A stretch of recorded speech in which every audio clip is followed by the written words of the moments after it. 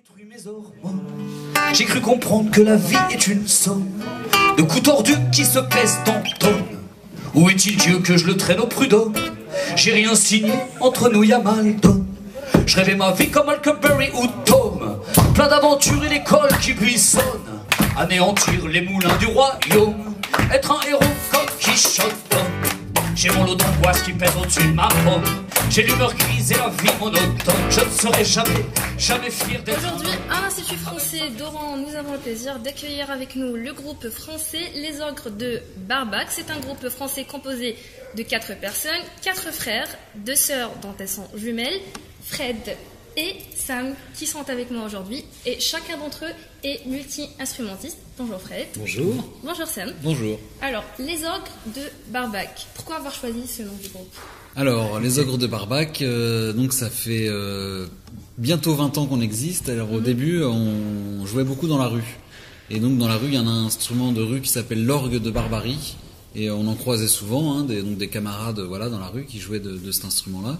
L'orgue de Barbarie, nous on cherchait un nom, comme tous les groupes qui débutent. Donc on a changé les mots, les Ogres de Barbac. Et comme on était très très jeunes, on ressemblait pas du tout à des ogres, ça nous faisait rire, voilà, de s'appeler les ogres. Les gens s'attendaient à des personnes beaucoup plus âgées, beaucoup plus imposantes. Et nous on était très jeunes, on n'avait même pas 18 ans. Donc voilà, ça nous plaisait bien comme nom. Donc votre groupe a été créé en 1994. C'est ça. Et le mystère, c'est que 16 ans après, vous étiez toujours réunis. Est-ce que c'est le pouvoir de la solidarité fraternelle qui a fait que vous avancez dans votre carrière musicale ?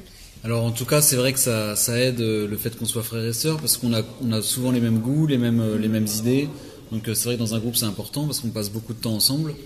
Voilà. Après, ça demande beaucoup de travail. C'est aussi le fait qu'on soit indépendant. C'est voilà, plein de choses réunies comme ça qui font que ça fait si longtemps que ça existe. Nous, en fait, l'avantage déjà d'être une famille qui s'entend bien, parce qu'il y a beaucoup de gens qui nous disent « Oh là là, moi si je fais un truc avec mon frère, on se tape sur la tête au bout de 2 jours ». Mais nous, on s'entendait très bien, on a su aussi apprendre à faire la différence entre quand on est sur scène, quand on est dans la vie.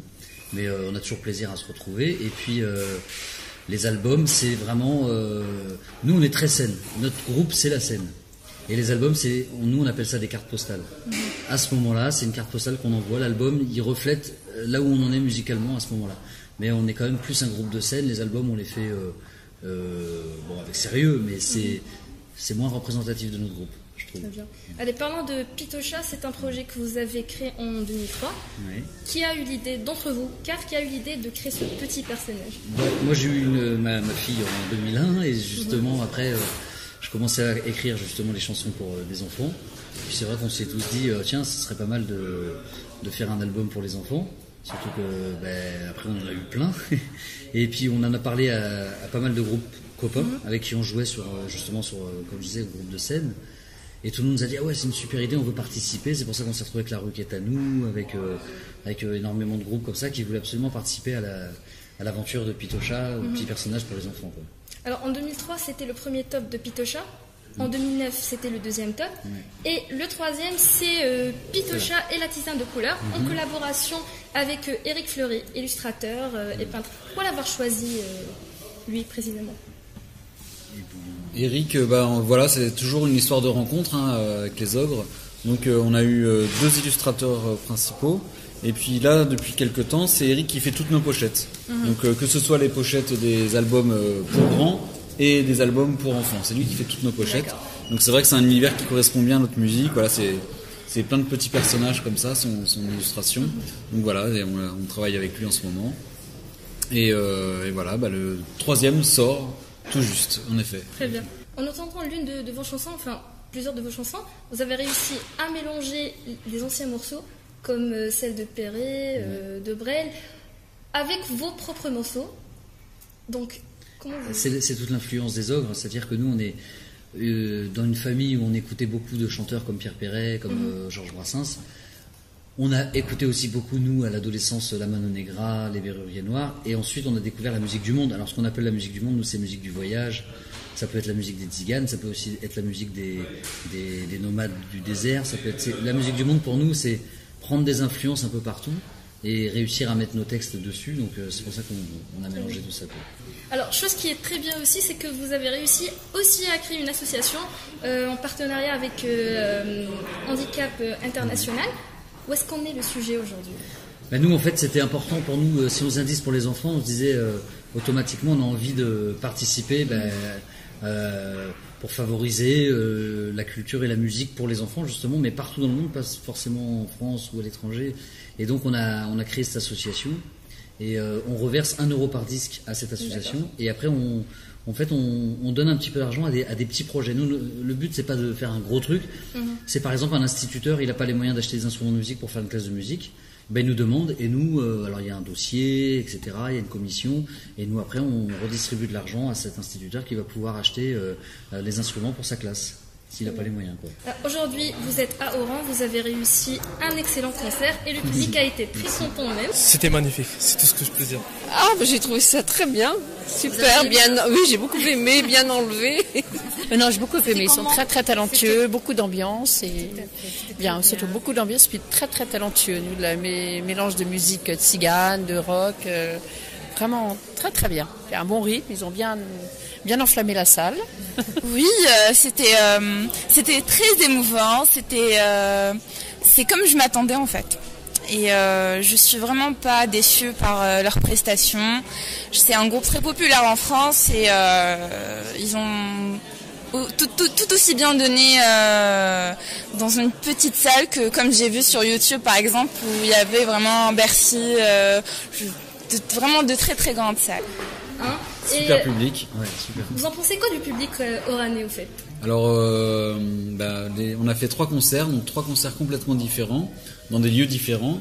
Et voilà, les 3 se sont plutôt bien passés. Hein. C'est vrai que le premier, on était très impressionnés par le public, donc c'était à Alger. On était vraiment très impressionnés. Donc on a tout joué 2 fois plus vite parce qu'on avait peur. Et après, au deuxième à Tlemcen, on s'est un peu calmé. Et là, le troisième à Oran, c'était parfait. Parfait. Non, mais c'est très bien. Tout le public a été très content et on espère vous revoir prochainement. Avec plaisir. Hein. Voilà. Alors peut-être des projets en cours de réalisation. On reprend une tournée au mois de juin. On sort un album l'année prochaine. Et puis voilà, il faut qu'on programme notre deuxième venue. Un petit mot à ceux qui nous regardent et à vos fans. Merci beaucoup pour votre accueil déjà ici en Algérie. Et j'espère à très très bientôt parce que vraiment c'était une super semaine. Sam ?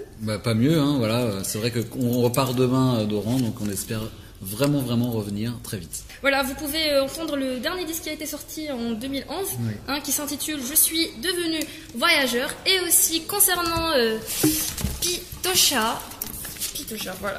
Pitocha et la tisane de couleur qui contient 26 chansons, c'est ça? C'est ça, ouais, beaucoup de chansons. On peut suivre vos actualités sur votre blog. Sur internet, lesogres.com, c'est le plus simple. Ouais. Il y a un blog en effet sur le site. D'accord, votre propre blog. Voilà, il y a notre propre blog, on donne des nouvelles très régulièrement. Très bien, page Facebook aussi. Page Facebook, tout, la totale. J'ai cru voir une page Facebook aussi pour Pitocha. Voilà, exactement. Il y a une page Facebook. Un grand nombre de fans. Voilà. Vraiment, je vous remercie. Voilà, vous pouvez suivre nos dernières actualités sur YouTube ou sur notre plateforme institutfrançais.tv. Ce sera querelle si tu descends pas la poubelle juste après la vaisselle. Des assiettes de choux Bruxelles, cuisinées par Marcel. Méchante petite ritournelle. Réalité ou cliché cruel. Ris pas du commun des mortels qui parfois se querellent. Des histoires de poubelles juste après la vaisselle. D'assiettes de choux Bruxelles cuisinées à Sarcelles par Marcel. Parfois je repense à ce que me disait papa. Y en a qui ont de la chance et d'autres